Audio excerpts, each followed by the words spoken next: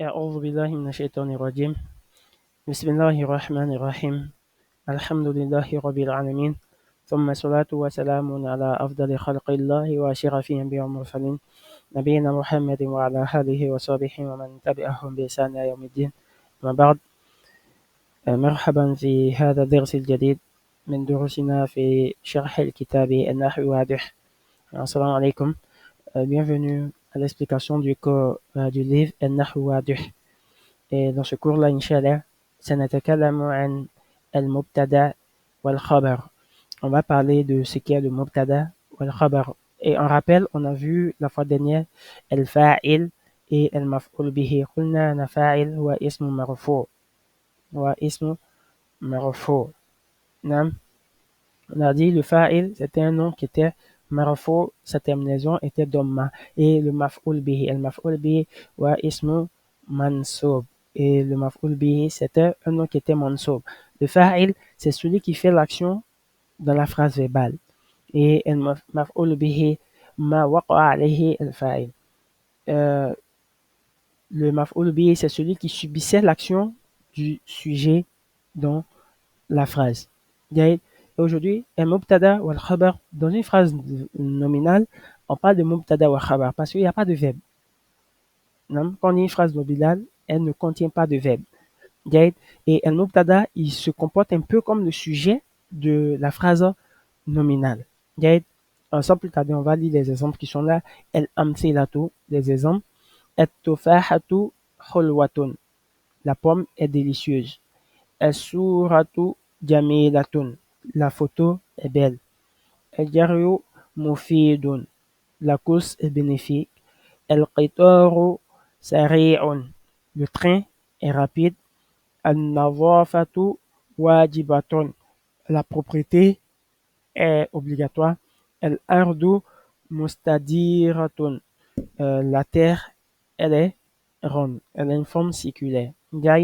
El-bahth, les auteurs ils nous disent El-amthilatu sabiqatu kulluha jumalin. Jumalun afwan. El-amthilatu sabiqatu kulluha jumalun. Il dit les exemples qui sont ici, tous ces exemples-là sont des phrases. Wa kullu jumlatin minha murakabatun min ismain. Et ces phrases-là sont composées de deux noms. De deux noms. Il n'y a pas de verbe, il n'y a pas de fi'l, il n'y a pas de harf, deux noms. Quand je dis et-tufaha, c'est un nom. Hulwatun, c'est un nom en arabe. El-suratu, c'est un nom. Jamilatun, c'est un autre nom. El-jaryu, c'est un nom. Mufidun, c'est un autre nom. El-qitaru, c'est un nom. Sari'un, c'est un autre nom. Donc, toutes ces phrases-là sont composées de deux noms. Wa ismu awwal في كل جملة هو الذي ابتدأنا به الجملة. Et le premier du mot de chaque mot est tufaha, el-suratu, el-jarhu, el-qitaru, el-nadhafatu, el-ardu. Tous ces mots-là, ce sont les mots par lesquels on débute la phrase. فهو لذلك يسمى مبتدا. Et c'est la raison pour laquelle on l'appelle mubtada. Mubtada, c'est celui qui débute la phrase. جيد. نقول والاسم الأول في كل جملة هو الذي ابتدأنا به الجملة فهو لذلك يسمى مبتدأ. C'est la raison pour laquelle on va l'appeler مبتدأ. جيد. جيد. Et il dit وإذا وضعنا إصبعنا على اسم ثاني في كل جملة فعرفناه أن نظرنا وقرانا هكذا التفاحة وثورة وجره فإننا نتحير ونسأل أنفسنا ما شأن التفاحة وما شأن صورة وما شأن جر.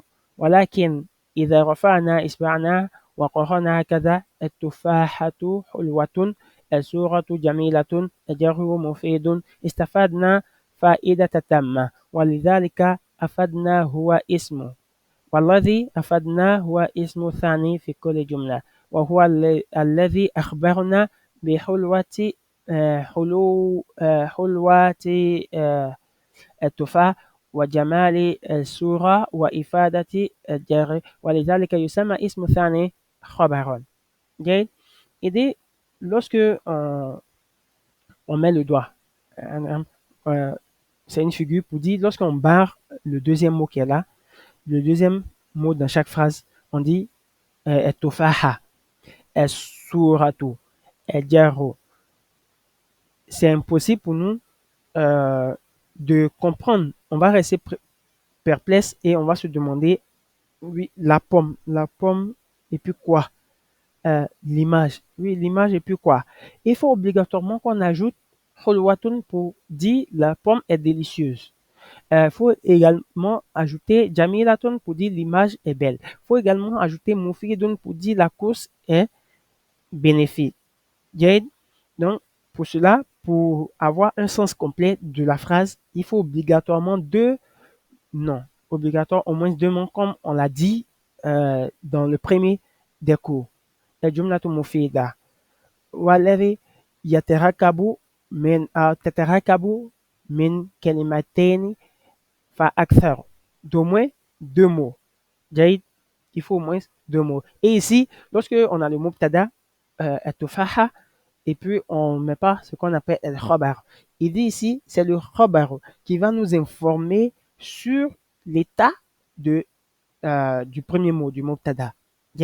On dit holwa, etofaha. La pomme à quoi? Lorsqu'on va dire holwatun, on va savoir que on veut dire la pomme est délicieuse. De même, ici, c'est rayon, le train. Le train, et puis quoi? On comprend pas le sens. Mais lorsqu'on ajoute c'est rayon, le deuxième nom, c'est rayon, on sait que on veut décrire la rapidité du train. Donc, c'est le khabar qui fournit l'information nécessaire pour compléter le sens initié par le mubtada. Et les phrases sont incomplètes et ne fournissent pas d'informations utiles. Hein. Ce ne sont pas des phrases utiles, des phrases qui ont un sens sans le mubtada. Et yani, sans le khabar. Jaïd. Et il continue également en nous disant إذا تعملنا آخر كل اسم من اسمين في كل جملة من الجمل السابقة وجدناه مرفوعا. Il dit lorsqu'on médite sur la terminaison de chacun de ces mots-là, التفاحة, حلوة, السورة, جميلة, الجري, مفيد. On se rend compte que la terminaison est marfu, comme on a dit pour le fa'il. C'est-à-dire, sa terminaison, c'est domma. Ça se termine par une domma. Jade, ça se termine forcément par une domma.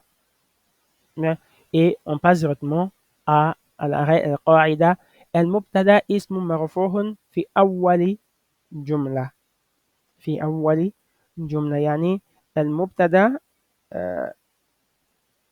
ياتي بأول جملة. Le mubtada, il vient en début de phrase. Il est celui par lequel on débute la phrase. C'est celui par lequel on débute la phrase. Par exemple, ici, التفاحة, التفاحة حلوة, التفاحة, c'est un mubtada.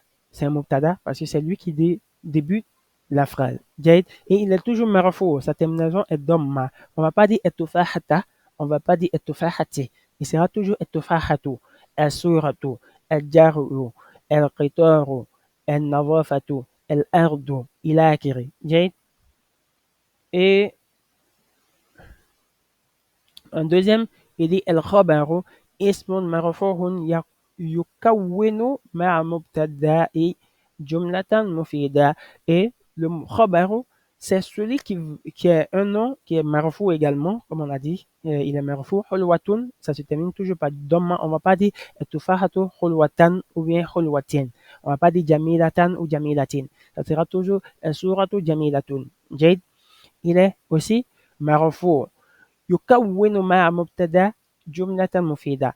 On l'associe au mubtada pour former une phrase qui a un sens. Sans le khabar, c'est le khabar qui nous donne l'information sur le mubtada. Sans le khabar, on n'a pas une phrase utile. Comme dans la première des phrases qu'on a vues dans le premier cours, on dit el-bustan. El-bustan. Mashanul Bustan.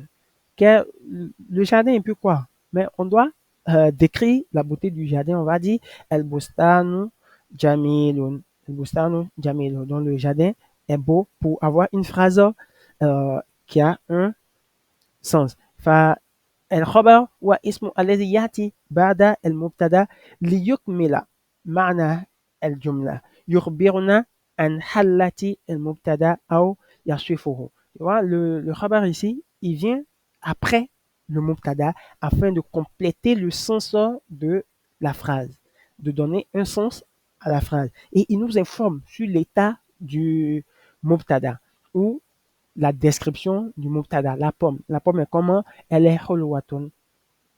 Etofahatun hiya hulwatun. Elle est délicieuse. De même, comment est la terre? La terre, elle est ronde. La description de la terre, c'est la rotondité ou la forme circulaire. Si on a compris ces deux règles-là, el mubtada ismu marfu. El khabar wa aidan ismu marfu. المبتدا يأتي في أول جملة. Le mubtada, il vient en début de phrase. جيد.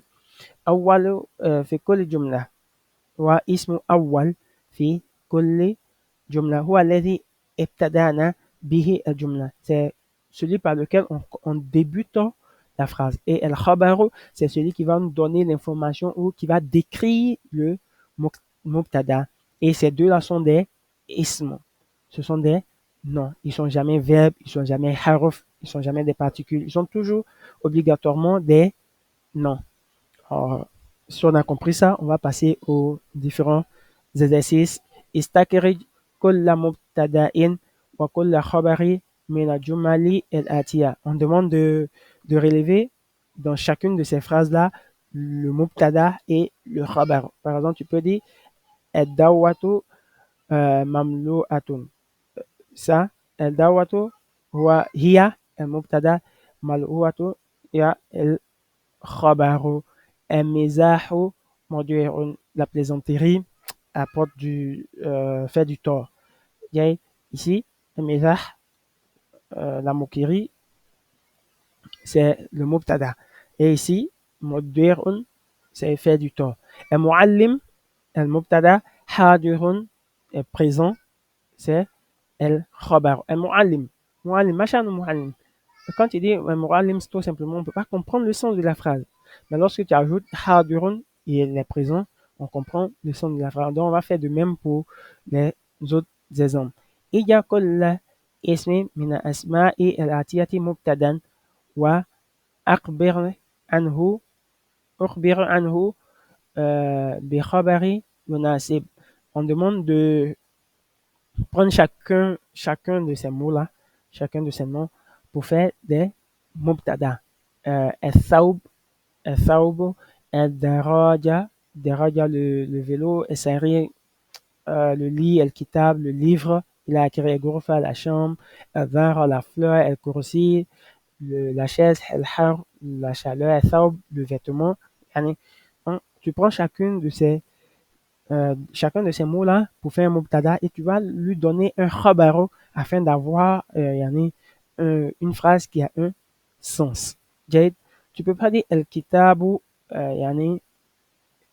court. Un exemple bête, hein. Si tu dis le livre court, c'est une phrase qui n'a pas de sens. C'est bien que ce soit composé de deux mots. Alors tu dois donner le deuxième mot qui va venir, ça doit suivre une logique. El kitabu jadidun, par exemple, le livre est neuf ou le livre est déchiré, il a acquis. Troisième exercice, on est égal. كل اسم من الأسماء يأتي خبرا لمبتدا يناسب. Ici, on dit de les transformer en ils sont des khabar, mais faut leur donner des mubtada qui conviennent. صغير ناعم طالع مذبوحة إلى آخره. C'est le même exercice, sauf qu'ici, tu vas leur donner des mubtada. جيد. كون أربع جمل من أسماء الآتية بحيث تدعو كل مبتدأ مع خبر مناسب له. On demande de faire chacune de ces phrases-là comme le précédent exercice. Ici, on a des mubtada al-hadid, le fer, al-misbah, la lampe, al-matar, yani la pluie, al-hisan, le cheval, ghaziru, ma'adinun, sahilun, munirun. Donc tu vois, les prendre et par exemple, munirun, c'est éclairé. La lampe, c'est la lampe qui éclaire. Et ainsi de suite, tu vois, des reliés au fait pour faire des phrases complètes. Tu vois, yani, munasib lahu, chaque mubtada doit correspondre à un khabar. Tu peux pas dire, par exemple, al-hisanu munirun, le cheval est illuminé. Ça n'a pas de sens. Okay? Mais quand on dit al-misbahu munirun, ça a un sens. Okay?